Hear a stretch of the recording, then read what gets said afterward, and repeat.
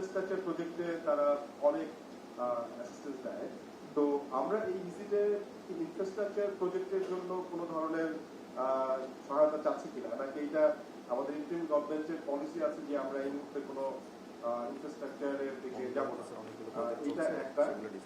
আর আরেকটা হলো যে হিউম্যান রিসোর্সের ক্ষেত্রে যেই বিষয়টা আসছে, জাপান গুরুত্ব দিচ্ছে, আমরাও গুরুত্ব দিচ্ছি, কিন্তু আমরা জানি যে এটা অনেক আগে থেকে আসলে এই প্রক্রিয়াটা চলছে, কিন্তু জাপানে ট্রেনিং বলেন, ল্যাঙ্গুয়েজ ট্রেনিং বলেন বা ওইখানে রিক্রুটমেন্ট বলেন, খুবই স্লো একটা প্রসেস। আসলে কি ধরনের প্রবলেম আছে এই জায়গাটাতে, কেন আমরা সেখানে যথেষ্ট ম্যান পাওয়ার রিক্রুট করতে পারছি না? খুবই রেলিভেন্ট এবং একেবারে টু দ্য পয়েন্ট এবং টেকনিক্যাল কোশ্চেন, সেই জন্য আমি আপনাকে খুব যে ডিটেল এটার আনসার দিতে পারবো তা না। আপনি যদি আমাদের এমইউ গুলো দেখেন, এখানেও কিছু ইনফ্রাস্ট্রাকচারাল বিষয় আছে। আই মিন স্পেশাল ইকোনমিক জোনগুলো ইস এ ইনফ্রাস্ট্রাকচার। আর আমাদের জাপানের সাথে বেশ কিছু ইনফ্রাস্ট্রাকচার প্রজেক্ট নিয়ে আমরা অলরেডি কাজ করছি। আর এই ভিজিটে আমাদের প্রধান এমফেসিস হচ্ছে বাজেটারি সাপোর্ট। অ্যান্ড বাজেটারি সাপোর্টে আপনারা জানেন আমাদের দুটো বাজেট থাকে, রেভিনিউ বাজেট এবং ডেভেলপমেন্ট বাজেট। আমরা সাধারণত সাপোর্টটা বেশি ডেভেলপমেন্ট বাজেটে নেই, এবং ডেভেলপমেন্ট বাজেটের মধ্যে আমাদের অনেক ইনফ্রাস্ট্রাকচার প্রজেক্টস আছে। আমি আপনাদেরকে বলেছি আমার পক্ষে আসলেই একেবারে স্পেসিফিক প্রজেক্ট বলা সম্ভব না, এই জন্য যে এটা ইআরডির বিষয়। সেই জন্য আমি এটুকু কনফিডেন্টলি বলতে পারি যে আমাদের এই যে সাপোর্ট, আমরা বাজেটারি অ্যাসিস্ট্যান্স যেটা চাচ্ছি, লোন, সফট লোন চাচ্ছি, এটাও কিছু না কোনো ক্ষেত্রে ইনফ্রাস্ট্রাকচার ডেভেলপমেন্টের মধ্যে যাবে। আর ট্রেনিংয়ের বিষয়ে আপনি যেটা বলছেন, আমি আপনার সাথে সম্পূর্ণ একমত। আমাদের এর আগেও একটা প্রাইভেট কোম্পানির সাথে এগ্রিমেন্ট আছে। আমরা জাপান যখন অলিম্পিক হোস্ট করে তখনও আমাদের ওদের ওই উইন্টার প্রোগ্রাম একটা ছিল, তার মধ্যে বাংলাদেশ থেকে জাপানে বেশি সংখ্যক না গেলেও বেশ কিছু সংখ্যক লোক কাজ করার জন্য গেছে। তো জাপান আমি শুরুতেই বলেছি, জাপান আমাদের সব oldest and number one development partner.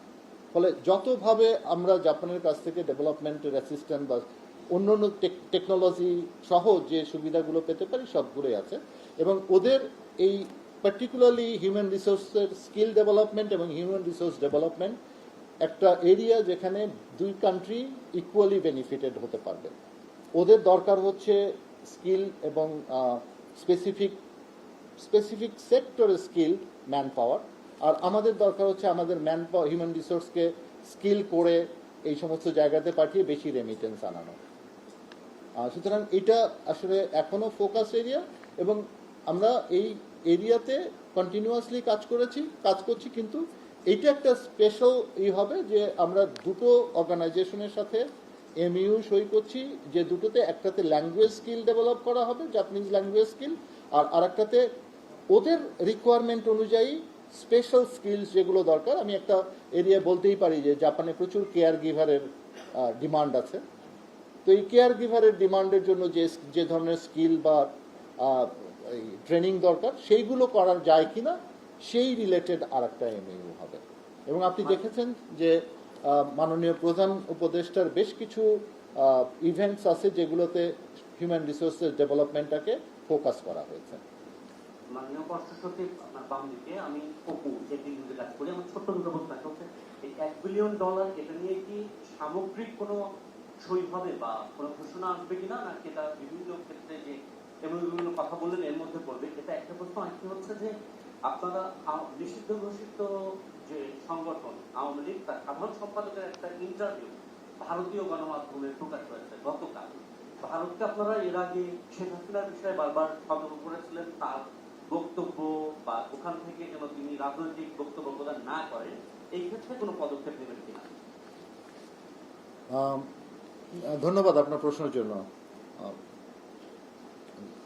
প্রথমটা আমি বলতে পারবো, সেকেন্ডটা স্যার আপনি বলো। ওই যে এইটা প্রথম প্রশ্নটা আমার কলিগ নূরে আলম বলবেন, আর পরের অংশটুকু আমি বলবো আপনাকে। এটা নিচে বাটনটা আছে।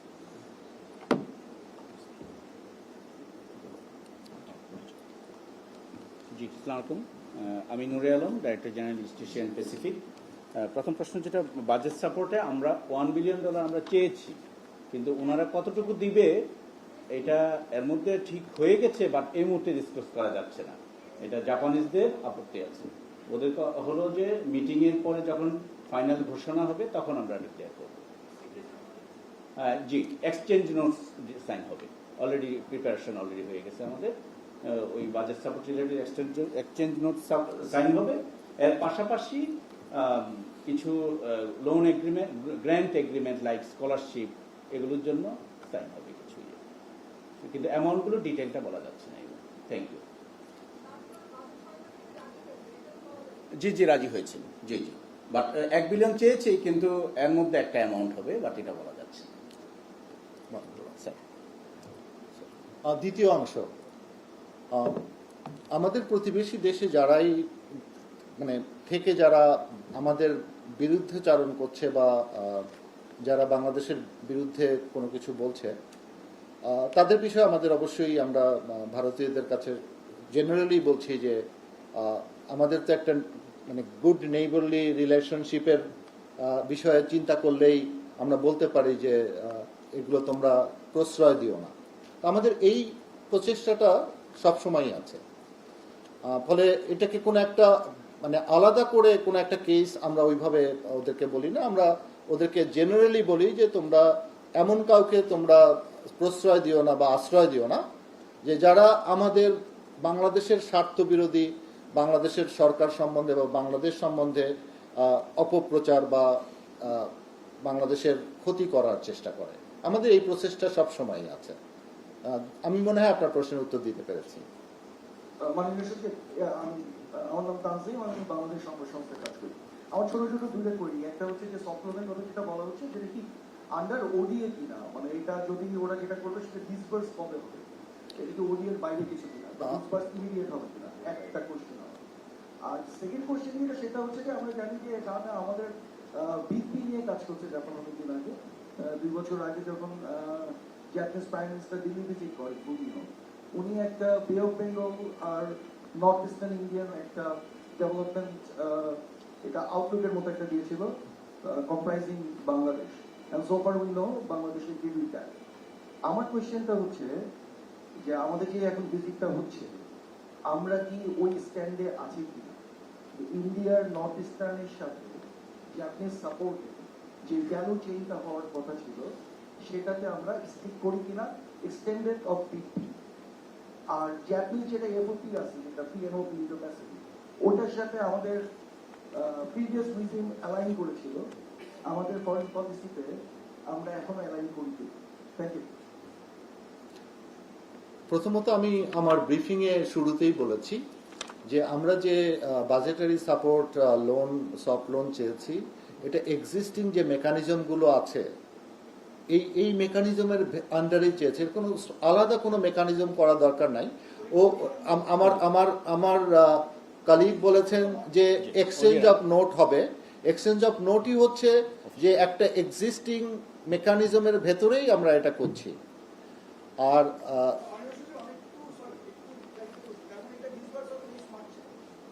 আমরা তো এখন সিক করেছি, মানে একটা এগ্রিমেন্ট হবে, এগ্রিমেন্ট সই হবে এবং ওখানে ডিসিশন হবে যে কত অ্যামাউন্ট হবে এবং সেই অ্যামাউন্টগুলো কিভাবে ডিস্ট্রিবিউট। আমি তো আগে থেকে বলার কোনো সুযোগই নাই আমার, কারণ ওটা তো সিদ্ধান্তই হয় নাই যে এটা কিভাবে ডিস্ট্রিবিউশন হবে। মানে এটা চান্সের বিষয় না, এটা যখন এগ্রিড হবে দুই পার্টি তখন একটা যে এক্সচেঞ্জ নোটটা হবে ওটাতে বলা থাকবে যে এই অ্যামাউন্ট এই সময় এইভাবে ডিসবার্স হবে। এটা তো আমরা কেবল চেয়েছি, এগ্রিমেন্টটা হবে, তারপরে আমরা বলতে পারবো যে এই লোনটা, এবং সেটা হতে আপনাকে অলমোস্ট ওই সময় পর্যন্ত হয়তো অপেক্ষা করতে হতে পারে। আমি মনে হয় একটু মানে লেফট লিনিয়ান পলিটিশিয়ান, তার তো হওয়া ঠিক হবে না। আমাদের রাইটেও তো সমান সংখ্যক মানুষ আছে। আপনার সেকেন্ড প্রশ্নটা আবার, আপনি যেটা বলেছেন, আপনি দেখতেই পাচ্ছেন যে এবারের focus mostly business, bilateral relationship, এবং জাপানকে আমরা আমাদের সবচেয়ে বড় ডেভেলপমেন্ট পার্টনার হিসেবেই মনে করি, এবং আমাদের যখন আলোচনা হয় তখন আমরা সমস্ত কিছুই আলোচনা করি। আর আপনি যদি দেখেন যে আমাদের আলোচনার মানে বাইল্যাটারাল মিটিংয়ের একটা মূল বিষয় হচ্ছে যে কৌশলগত বিভিন্ন দ্বিপাক্ষিক বিষয়। তো কৌশলগত যত দ্বিপাক্ষিক বিষয় আছে সেই বিষয়গুলো আমরা আলোচনা করব।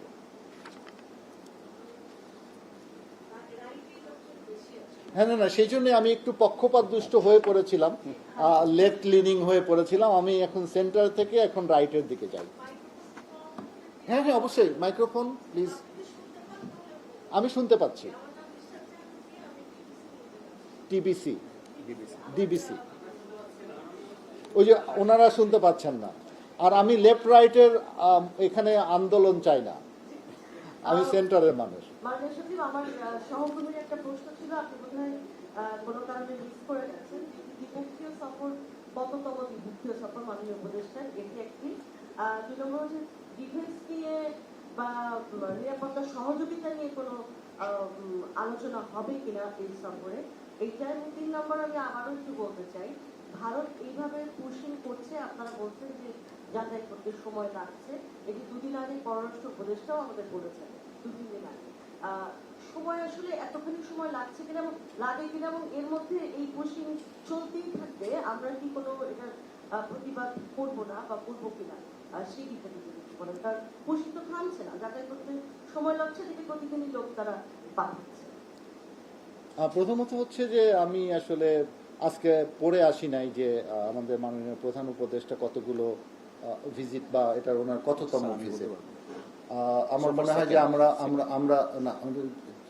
আমরা এই ফোরামে এটা বলতেও চাচ্ছি না, কারণ এই ফোরামের জন্য এটা রেলিভেন্ট কোশ্চেন না। আপনারা ভালো করেই জানেন, আপনাদের কাছে আরো ভালো রেকর্ডস আছে উনি কতগুলো ভিজিট করেছেন। এটা আমাদেরকে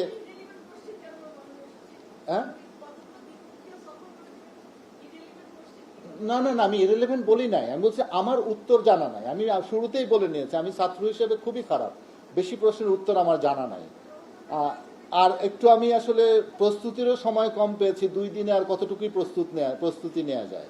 সুতরাং আমাকে একটু আপনারা যদি মানে সহমর্মিতার দৃষ্টিতে দেখেন তাহলে আমি একটু স্বস্তি বোধ করব। আর তারপরে আপনার প্রশ্ন ছিল আমরা পুশিং নিয়ে, আমরা বলেছি যে ভেরিফিকেশনের প্রসেসটা লেন্দি, কিন্তু আমরা কাজ করছি না এটা কিন্তু বলি নাই। ভেরিফিকেশনের প্রসেসটা আসলেও লেন্দি। শুধু নাম দিয়ে একজন মানুষকে বাংলাদেশে যদি কোনোভাবে ভেরিফিকেশন করা যায়, সেটা আপনারাই বুঝতে পারবেন এটা একটা ইম্পসিবল জিনিস।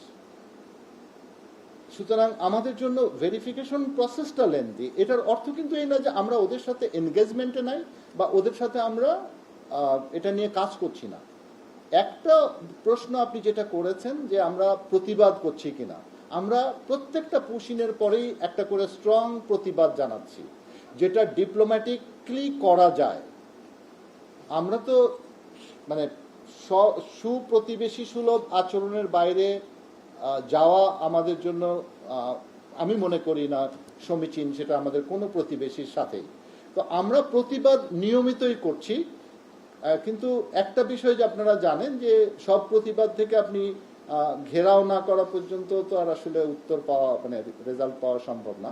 সুতরাং আমরা প্রতিবাদ করছি, নিয়মিতই প্রতিবাদ করছি। সুতরাং আপনি এটা বলতে পারেন যে পররাষ্ট্র মন্ত্রণালয় এবং অন্যান্য যারা আছে, আমাদের যারা বর্ডারেও আছে, তারাও তাদের লেভেলে নিয়মিত প্রতিবাদ করে যাচ্ছে। আর জাপানের বিষয়ে আমি বলি আপনাদেরকে, আসলে জাপান এমনিতে পৃথিবীর কারো সাথেই একমাত্র মানে তাদের যে ডিফেন্স কোঅপারেশন এগ্রিমেন্ট আছে সেটার বাইরে কারো সাথেই ডিফেন্স কোঅপারেশনে যায় না। ডিফেন্স বিষয়টা জাপানের জন্য অত প্রায়োরিটি না। সেই জন্য এই বিষয়টা আপনারা আমাদের ব্রিফিংয়ে দেখেছেন, দ্বিপাক্ষিক আলোচনায় এই বিষয়টি ওইভাবে প্রাধান্য পাবে না। মাননীয় সচিব, আমি এদিকে আমার আপনার ব্রিফিং শুনে মনে হচ্ছে যে এটা মোর ইকোনমিক ইন নেচার। এই ভিজিটের উদ্দেশ্যটা হচ্ছে যে অর্থনৈতিক সম্পর্ক বৃদ্ধি, এই ধরনের কিছু একটা। এবং আমার স্পেসিফিক কোয়েশ্চেন যে ম্যান পাওয়ার নিয়ে, আপনারা তো বললেন যে ম্যান পাওয়ার নিয়ে দুটো এমওইউ হওয়ার আছে।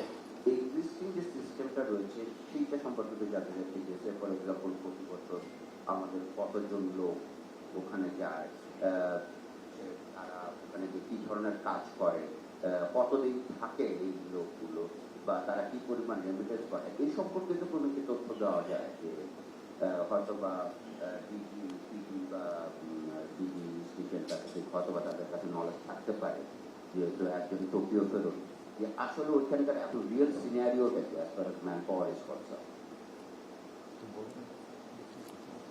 আমার মনে হয় ডিজিপিডি সম্প্রতি টোকিও থেকে ফেরত এসেছেন, উনি ভালো বলতে পারবেন। ধন্যবাদ পররাষ্ট্র সচিব মহোদয়কে।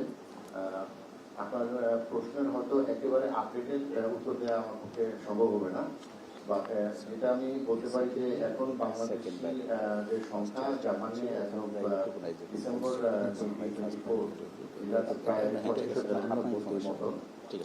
35,000, এবং এই সংখ্যাটা কিন্তু পোস্ট কোভিড পিরিয়ডে অনেক বেড়েছে। তার মধ্যে আগে আপনার 17,000 বা 18,000-এর মতন একটা সংখ্যা ছিল, কিন্তু পরবর্তীতে আমাদের দূতাবাস এবং এখানে আমাদের যে মন্ত্রণালয় সংশ্লিষ্ট মন্ত্রণালয়গুলো আছে তাদের সহযোগিতায় আমরা তাদেরকে ভাষাগত এবং আপনার কারিগরি শিক্ষার বিষয়গুলো ইনশিওর করার কারণে সেই সংখ্যাটা এখন বেড়ে গেছে। তাদের আরেকটা জিনিস যেটা আমাদের এখন বাড়ছে সেটা হচ্ছে ভাষা শিক্ষার জন্য ল্যাঙ্গুয়েজ স্টুডেন্ট, ল্যাঙ্গুয়েজ ভিসাতে এখন একটা বড় সংখ্যায় জাপানে যাওয়া শুরু করেছে, এবং আমাদের আশা আছে যে এই যে এমওইউগুলো আমাদের শুরু হবে, যেখানে একটা বড় বিষয় হচ্ছে আমরা চাচ্ছিলাম যে তাদের যে ভাষাগুলো দক্ষতা সেটা যাতে জাপানিজদের মাধ্যমে আমরা এখানে তাদের ইম্পার্ট করতে পারি।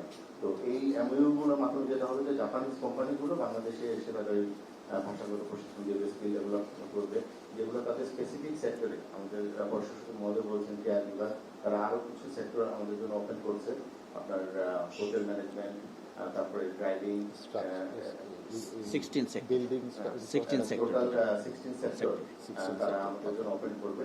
তো আমরা আশা করছি যে ভবিষ্যতে এই 35,000-এর যে সংখ্যাটা আমরা বললাম, এই সংখ্যাটা অচিরেই আমরা চাচ্ছি যে 50,000-এর মতন হয়তো পৌঁছে যাবে, যদি আমরা এই প্রপার্টি তাদেরকে ল্যাঙ্গুয়েজ এবং স্কিল ডেভেলপমেন্ট করে তাদের যে সেক্টরগুলো তাদের লোক দরকার সেখানে আমরা তাদেরকে লোক সরবরাহ করতে পারি। তো এই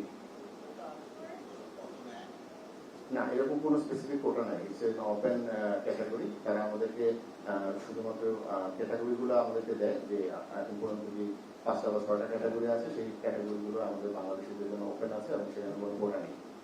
ধন্যবাদ। আমরা একটু বাম দিকে যাই, আমরা হলে আবারও পক্ষপাতিত্ব হয়ে যাবে। আমরা একটু বাম দিকে শুনি। জি, একটু মাইকে বলতে হবে। হ্যাঁ, 2টা মাইক হলে ভালো হবে। এর আগে আমাদের প্রধান উপদেষ্টা নিউজ থেকে যখন ভারতের প্রধানমন্ত্রী নরেন্দ্র মোদীর সঙ্গে দেখা হয়েছে, সেই সময়ও যেটা বলেছিল যে ফ্যাসিস্ট সরকার প্রধানমন্ত্রী বা মোদী সরকার প্রধানমন্ত্রী যেখানে আশ্রয় নিয়েছে তিনি যেন সামাজিক যোগাযোগ মাধ্যম বা সোশ্যাল মিডিয়া ব্যবহার না করে কোনো কিছু না বলে।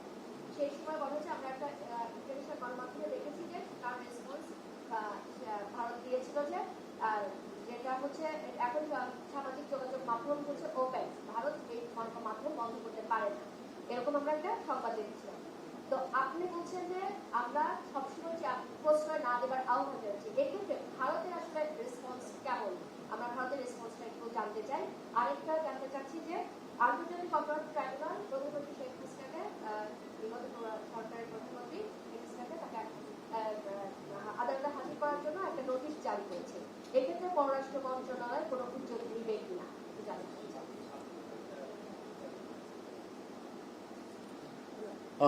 ধন্যবাদ আপনার প্রশ্নের জন্য। আমরা আসলে আবারও বলছি, আমি আপনার কথা প্রসঙ্গেই বলছি যে আমরা সব বিষয়েই আমাদের প্রতিবেশীর সাথে এনগেজড হয়ে তাদেরকে আমরা ওভারঅল যেটা বলার চেষ্টা করছি যে আমাদের দেশের জন্য দেশ বিরোধী যে কোনো কিছুই যাতে তাদের মাটিতে বা তাদের দেশ থেকে না হয়। এর মধ্যে সেটা যদি সোশ্যাল মিডিয়ার প্রচারণা হয়, মেইন স্ট্রিম মিডিয়ার প্রচারণা হয়, তাহলে তারা যেটাকে মানে করতে পারে সেটা করবে, যেটা করতে পারে না সেটা করবে না, বা করার তো বিষয়টা থাকতেই হবে। আর দ্বিতীয়ত আপনি যেটা বলেছেন যে কোর্টের যে নির্দেশনা আছে, আমরা কোর্ট যেভাবে নির্দেশনা দিয়েছে আমরা সেইটাকেই ইমপ্লিমেন্ট করার চেষ্টা করব। আমরা কোর্টের নির্দেশনা যেমন বাংলাদেশে আমরা সাথে সাথে এক্সিকিউট করতে পারি, কিন্তু এটা যখন বাংলাদেশের বাইরের কোনো দেশে হয় তখন তো এই কোর্টের নির্দেশনাটা ওখানে অ্যাপ্লিকেবল না। আর এই কোর্টের নির্দেশনাটা সার্ভ করার একটা মানে ইউনিভার্সাল ফরম্যাট এবং নর্মস আছে। আমরা সেই ইউনিভার্সাল ফরম্যাট এবং নর্মস ফলো করেই এই কোর্টের ভার্ডিক্টটা আমরা ইমপ্লিমেন্ট করার চেষ্টা করব। কারণ বাংলাদেশের টেরিটরির বাইরে আমরা বাংলাদেশের কোনো আইন অ্যাজ ইট ইজ কোর্ট যেভাবে করতে চাইবে সেভাবে করতে পারবো না যতক্ষণ পর্যন্ত ওই যার বিরুদ্ধে এই নির্দেশনা আছে সেইটা সে বা সেই সংগঠন বাংলাদেশের ভেতরে যদি না থাকে। সুতরাং আমরা যে ইউনিভার্সাল নর্মস এবং প্র্যাকটিস আছে, কোনো কোর্টের সামন বা কোনো কোর্টের ডাইরেক্টিভস অন্য দেশে পাঠানো এবং সেই দেশকে রিকোয়েস্ট করা যে ওই সামনটা ইমপ্লিমেন্ট করে, আমরা সেই ফরম্যাট ফলো করেই এই কোর্টের ভার্ডিক্ট যেটা হয়েছে আমরা সেটা এক্সিকিউট করছি আর কি। আমি আপনার কথা শুনতে পাই কিনা পররাষ্ট্র মন্ত্রণালয়? দেখেন, আমাদের বাইলেটারাল রিলেশনশিপ খুবই ইন্টারেস্টিং জিনিস। এখানে সন্তুষ্টির বিষয় না, আমরা ইস্যু নিয়ে কাজ করি এবং ইস্যু যদি